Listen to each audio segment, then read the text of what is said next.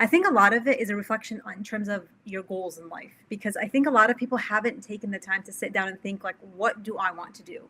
What's my 3-year plan? What's my 5-year plan, 10-year plan? Where do I see myself as an adult? Do I see myself with a family? What's my career looking like? What's my iman looking like, most importantly?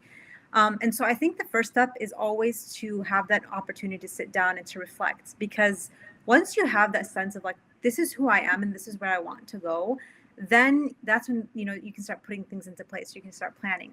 Otherwise, if you don't really sit down and think about it, it's very difficult to want to go anywhere. Why would you want to improve if you have nothing ahead of you to look forward to? And so one thing I always tell people that have told me like, well, I don't really have any plans, I don't have any motivation, any like that. Everyone wants, whether or not they've thought about it explicitly, everyone wants to be someone eventually. And so it's a matter of really taking this time to sit down, think about like, where do I want to go? And then from there, working backwards essentially as to like, okay, what are the little steps I can do to build myself up to get to that final place, inshallah.